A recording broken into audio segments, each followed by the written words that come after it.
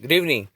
Today we're doing a review on Out of This World, also known as Another World, a game developed by one guy in France who was determined to make I guess, some kind of like adventure survival type game. Um, I own this game on the Super Nintendo. That's where I guess, got my introduction to it. This game is extremely short. If you're proficient at it, you could probably beat it like in 15 minutes. The thing about this game though is that it's very very trial and error. You're gonna die a lot in this game. I mean, the whole thing is just that you keep on going. And so you play as a guy called Lester. I think that's maybe an unofficial name or whatever. He's a scientist that's studying particle acceleration, and he has an accident in his lab, and the accident warps him into some alien world where everything's trying to kill him. So in the beginning of the game, you have to use your gut feeling or your instinct to proceed, because like there's a lot of things trying to get you, like the slugs on the floor, the vines, that giant lion or whatever it is at the end. And so when you first start out, uh, like there is no guide, there is no like hints or tips. You just gotta figure it out. And so you have to learn about running. You have to learn about stomping. You have to learn about uh, well, when you encounter the tiger, you have to run away from the tiger, right? So if you didn't kill those snails, they're gonna probably get you on the way back. If you did kill them, you have to run towards the end of the cliff and jump. Now, a lot of people don't know that, so they kind of just die right there. But if you do that, then you grab onto a vine, the lion roars, and then you swing over, and you surpass the lion, and you're supposed to run to the right, and you keep running. The lion's catching up, it's getting closer and closer. I think if you do the jumping dash type thing, you might go a little bit farther. But if you do it wrong, it'll backtrack, and then the lion will catch up to you. And once you get to where you need to get to, these people in cloaks are gonna shoot the lion and knock it out unconscious. In that point, your character does like a peace sign, like a peace wave, or like oh, I come in peace, and he gets shot too. So you black out, right? I wake up in the cage with some marshmallow man, and that's the part where I got stuck for the longest time, because I didn't know you were supposed to rock the cage back and forth. And so when I finally figured that out, the cage comes tumbling down, and then you gotta figure out the next thing, which is that you gotta pick up the gun. But nothing tells you to pick up the gun, so you have to figure it out. You have to really think when you play this game. It really questions your IQ or your problem solving skills. But anyhow, once you rock the cage back and forth and it falls on the floor, your friend thanks you. He goes down, boom, yeah, and then he runs away, whatever. And then you pick up the gun, and immediately you gotta follow him, because this is the beginning of a friendship. And so you pick up the gun, you follow your friend, you start getting chased by other people. So your friend gets to the end of the jail, and he gets to a part where he has to like hack into like a terminal. So he does that, but he needs you to buy time. So you gotta make force fields. You gotta fight the guards. If you want to kill the guards, you gotta kind of manipulate their force fields to where you can break them and then kill them right afterwards. But it doesn't matter, because I think they just keep on coming regardless. And so once your friend unlocks the terminal, you go with him, and you're on an elevator. Now, optional thing, you can go up, where Lester will look at the window and he'll look at the world he's in. He's in some demented, twisted world. Who knows what exists there? Then you gotta go down a level, and you gotta. Is it a level? No, you gotta go down to the bottom, to the very bottom after that, and then you gotta kill this guard in the the power or the electricity, and you gotta kill him. Then you gotta shoot the electricity, or I guess the wire that has the electricity. You cause a blackout. Now this blackout is very important because afterwards you gotta go one level up, and then you gotta kind of keep proceeding. And as you proceed, because you shut the power off, the guards can't get you, so they gotta blow up the doors the slow way. In the meantime, you're proceeding and whatnot. You get to the end of the level, and your friend who's following you opens up a hatch where you fall through, and you kind of have to roll at this point because you're kind of like in the vents or whatever. So he gets caught. He puts his hands up, and you just have to keep rolling and getting and I guess get away, and you get away, and then you have to do a level where you can get hit by steam, and if you do, you die. And if you make it, you get to a part of the world or a part of that area where you get to charge your gun, because the gun can do single shots, it can do force fields, or you can charge it longer to do a big blast. But that's actually very limited. And so now you have access to recharge stations. So now you can, I guess, kind of go, as blast worthy as you want to go. And so at this point, you're underground.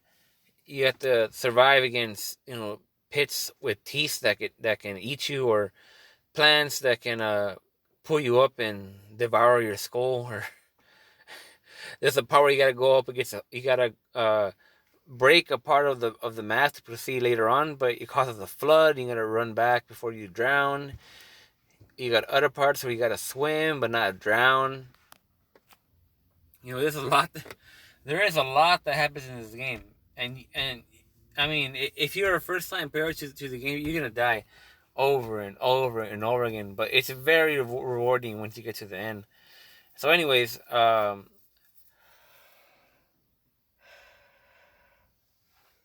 what this leads to is you get to a point where you stumble upon this floor you're in, where you can see a guard walking past I guess like a large like chandelier or something like that. And so you gotta time it where the chandelier is right above the guard's head, and you shoot it, and it falls and kills the guard or knocks him out, or I guess kills him. And that allows you to proceed. And then your friend makes an appearance as you're going through, and you gotta shoot some chandelier to help lower, or I guess help him get towards the next destination. And then you end up getting to a part where you're out in the open, and your friend is running like on the other side of the map somewhere, but you can see him, and he has people shooting at him and guards going after him. And then there's a house with a room in front of you, and you go in it. And then once you go there, your friend ends up being there too. And there's like a hostage situation. There's some back and forth going on. There's some trickery going on. And then your friend ends up taking out one of them while you kill the other one. And like one of the things I like about the game is the relationship between you and your friend, or I guess the Marshmallow Man, or whatever he is. He's a very base individual. He's very cool. And so you guys work together to take them all out. You run forward, and you can't go anywhere because you get to a dead end, but your friend grabs you and throws you onto some canvas that bounces you up into the other side of the map. And then you gotta do a jump and grab one of a canvas below to swing under. So then your friend runs and tries to do the same thing, but he runs, jumps, grabs the ledge, but he fails, and he ends up stretching all the way down, and he's stuck.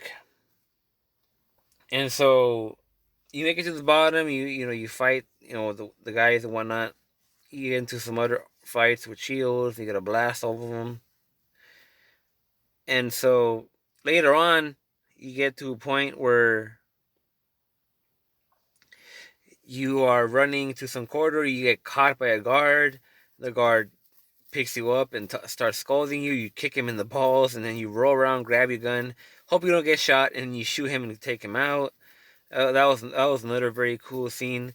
And then somehow you make it to a jail, and in this jail you are running along with other prisoners, and you gotta fight people.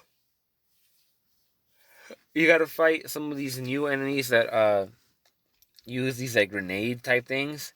But in one of the rooms, you have to use the doors to bounce the grenade back to them, and then that was like its own boss battle, which is pretty entertaining.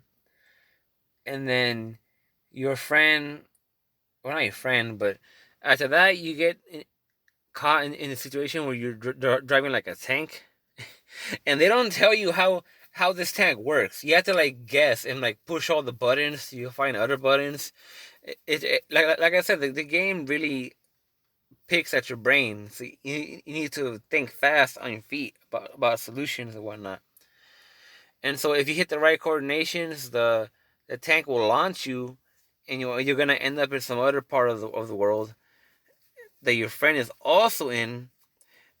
And now at this point, everybody's trying to kill you. So you have laser shots coming in from all directions, trying to burn you down, and you just keep running to the right. You gotta keep on running. It doesn't matter.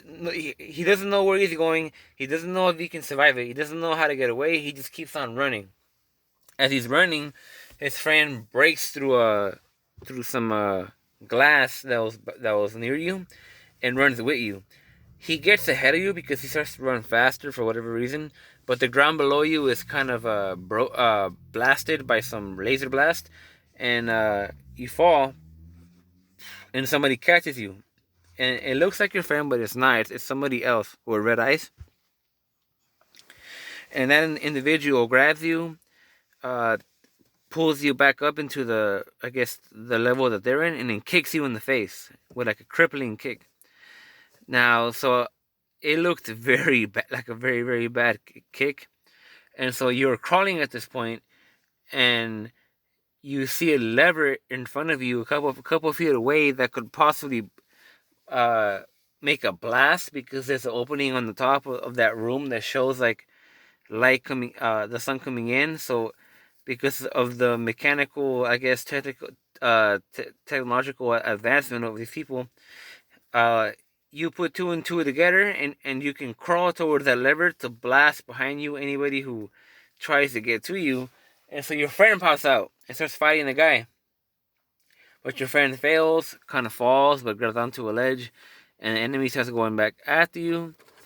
But if you pull the lever at the right spot, he gets incinerated, blown to pieces. And then once that happens, uh, you pull another level that opens up the ceiling, and so you start crawling towards it.